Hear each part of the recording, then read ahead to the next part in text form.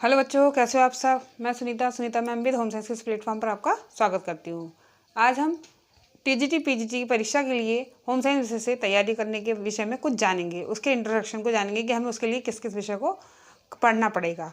Home science में introduction में हम जानेंगे कि होम मैनेजमेंट हमें होम साइंस में इन 5 ब्रांचों को पढ़ना होता है। नंबर 1 होम मैनेजमेंट, दूसरा एक्सटेंशन एजुकेशन, तीसरा चाइल्ड डेवलपमेंट, चौथा टेक्सटाइल और पांचवा फूड एंड न्यूट्रिशन। इस तीनों ब्रांचों को हमें टीजीटी के पांचों ब्रांचों को हमें टीजीटी के लिए पढ़ना होता है। और हम इसके अलावा हम पढ़ते हैं ह्यूमन फिजियोलॉजी, जिसकी की आवश्यकता टीजीटी में बहुत कम मात्रा में होती है, लेकिन पीजीटी के लिए उसकी पर्याप्त मात्रा में आवश्यकता होती है। तो हम जानेंगे गृह प्रबंधन। गृह प्रबंधन क्या होता है, आखिर गृह प्रबंधन में हमें क्या क्या करना होता है। गृह प्रबंधन ये 2 शब्दों से मिलकर बना है, गृह और प्रबंध, यानी घर का मैनेजमेंट, घर की व्यवस्था, कैसे हम घर को व्यवस्थित करें, घर के प्रत्येक कार्य समय पर और हमारी लक्ष्यों की प्राप्ति को करने में सफल हो। गृह व्यवस्था एक अदृश्य मानसिक कौशल है। ये एक प्रकार का किसी भी चीज़ का मैनेजमेंट करना एक मानसिक और अदृश्य कौशल है, क्योंकि किसी को दिखाई नहीं पड़ता, वो केवल मन से किया जाता है। प्रबंधन का उद्देश्य कम से कम साधनों का प्रयोग करके अधिक से अधिक लक्ष्यों की प्राप्ति करना। प्रबंधन ऐसा होना चाहिए जिसमें हम कम से कम पारिवारिक साधनों का प्रयोग करके अधिक से अधिक पारिवारिक लक्ष्यों की प्राप्ति कर सकें। इसके लिए एक चार्ट की तरह हम जानेंगे। गृह व्यवस्था एक मानसिक प्रक्रिया है जिसमें आयोजन, नियंत्रण और मूल्यांकन के द्वारा पारिवारिक साधनों का प्रयोग करके पारिवारिक लक्ष्यों की प्राप्ति की जाती है। इसके अंतर्गत जो साधन होते हैं 2 होते हैं, अमानवीय साधन और मानवीय साधन। यानी हम धन, समय, शक्ति और भौतिक वस्तुओं का उपयोग करके तथा ज्ञान, कौशल और रुचि एवं योग्यता के अनुसार इसकी व्यवस्था करते हैं। इन साधनों के उपयोग के द्वारा हम क्या करते हैं, अपने लक्ष्यों की प्राप्ति करते हैं। इसको आगे जानने के लिए हम कुछ परिभाषाओं को पढ़ेंगे।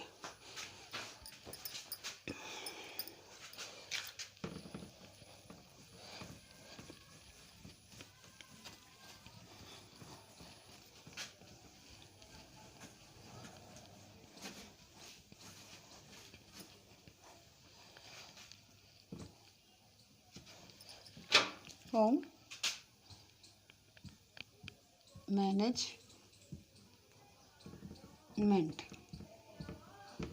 होम मैनेजमेंट में हम कुछ परिभाषाएं देखेंगे।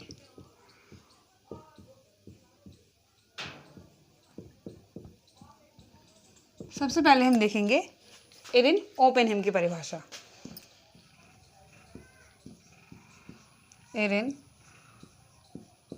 ओपेनहेम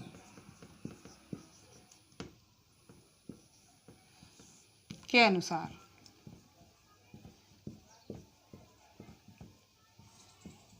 इन्होंने प्रबंधन को क्या कहा है, संस्कृति की जड़ कहा है। इन्होंने प्रबंधन क्या है, प्रबंधन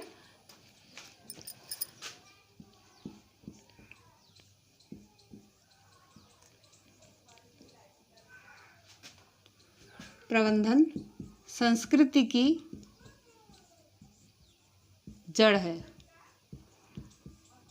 एरिन ओपेनहेम ने कहा कि प्रबंधन क्या है, संस्कृति की एक जड़ है। यानी संस्कृति उसकी जड़ होती है। भिन्न भिन्न संस्कृतियां इसमें सम्मिलित होती है। भिन्न भिन्न संस्कृतियों में गृह प्रबंध आवश्यक है। कुछ लोगों ने इसकी तुलना की है, कुछ वर्डों से इसकी तुलना की है। होम मैनेजमेंट की तुलना किसने की है, किससे?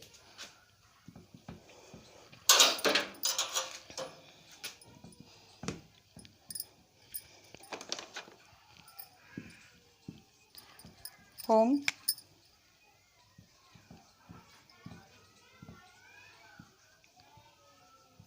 मैनेजमेंट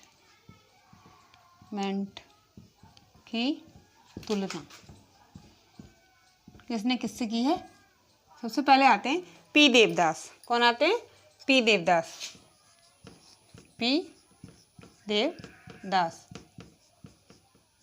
इन्होंने प्रबंधन की तुलना किससे की है? इन्होंने प्रबंधन की तुलना की है बांध से।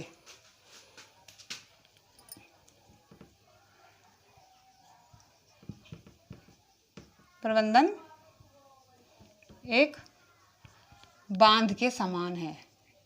इन्होंने कहा कि प्रबंधन एक बांध के समान है। जिस प्रकार नदी के जल को इकट्ठा या संचित करने के लिए एक बांध का निर्माण किया जाता है, उसी प्रकार प्रबंधन के लिए भी बांध रूपी पारिवारिक लक्ष्यों की प्राप्त करने के लिए बांध रूपी क्या व्यवस्था की जाती है। ये किसने कहा है? पी देवदास ने। पी, इनका पूरा नाम है पी राजमल देवदास। फिर आते हैं आपके लिचफील्ड।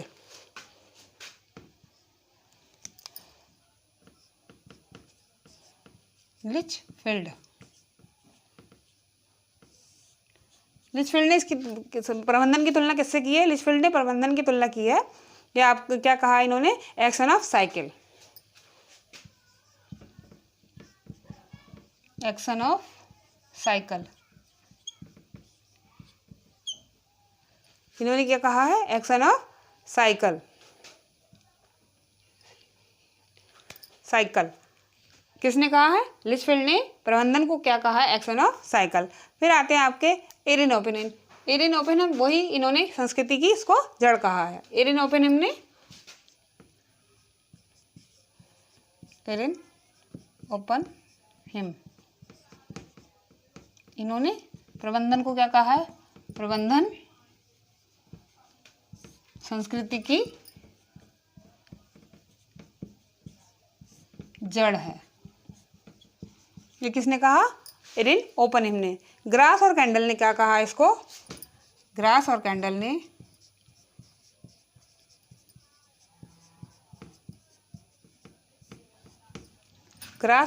कहा प्रबंधन क्या है? निर्णयों की श्रृंखला है। इन्होंने कहा है इसको निर्णयों की श्रृंखला कहा है।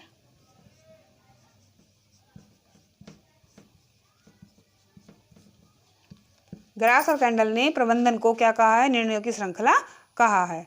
और इन्होंने क्या कहा है? इसको एक क्रियाशील यंत्र भी कहा है। इन्होंने इसको एक क्रियाशील यंत्र भी कहा है। क्रियाशील यंत्र के समान है। तो ग्रास और कैंडल ने इसको निर्णयों की श्रृंखला और क्रियाशील यंत्र से इसका कहा है, इसकी तुलना की है। कॉटजन ने इसे क्या कहा है? कॉटजिन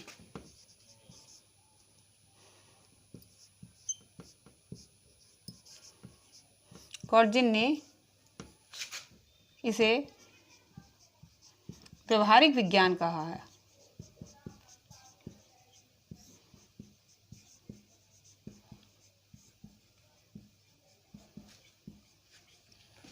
तो बच्चों, होम मैनेजमेंट की तुलना अलग अलग लोगों ने अलग अलग प्रकार से की है। जैसे कि पी देवदास हैं, जो इनका नाम पूरा पी राजमल देवदास है। इन्होंने प्रबंधन को एक बांध कहा है। जिस प्रकार एक पूरा परिवार एक घर में बंधा रहता है, उसको बांध के रूप में, वैसे ही जैसे कि एक नदी में बांध बनाया जाता है जल को एकत्र करने के लिए, उसी तरीके से घर में एक व्यवस्था की जाती है अपने परिवार को एकत्रित करने के लिए, उसको उसके लक्ष्य की प्राप्ति के लिए। उसी लिचफील्ड ने इसको एक्शन ऑफ साइकिल कहा है।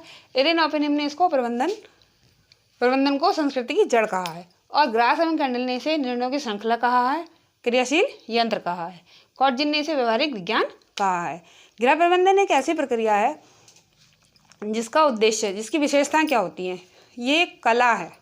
प्रबंधन क्या है? ये एक कला है। इसकी विशेषताओं को जानेंगे।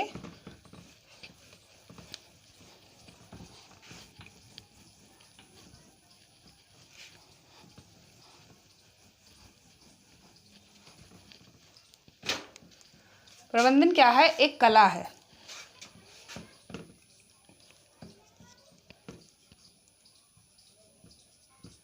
यह एक कला है। यह एक विज्ञान है।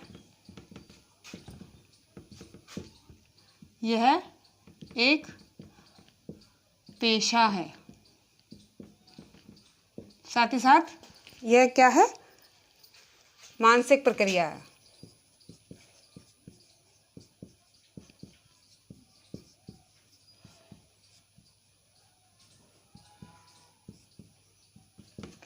यह एक सामाजिक प्रक्रिया है।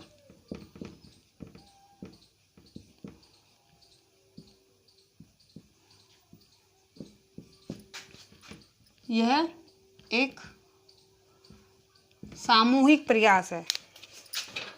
यह एक सामूहिक प्रयास है।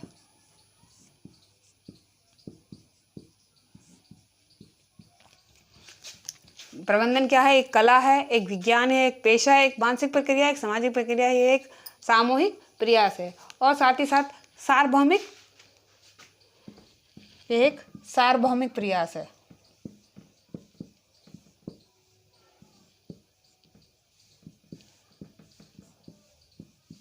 एक सार्वभौमिक प्रयास है और ये लक्ष्य तक पहुंचने का पूर्व निर्धारित लक्ष्य तक पहुंचने का साधन है।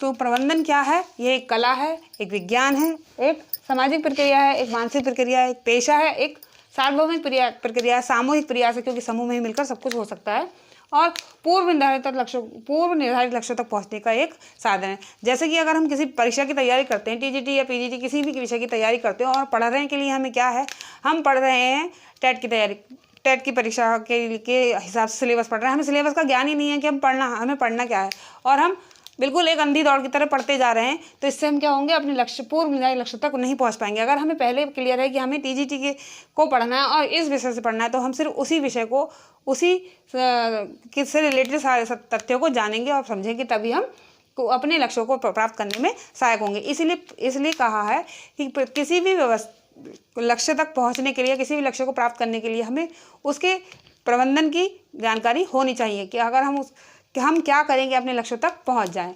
तो ये वीडियो आपकी को कैसी लगी, पसंद आई तो लाइक करें, सब्सक्राइब करें। धन्यवाद।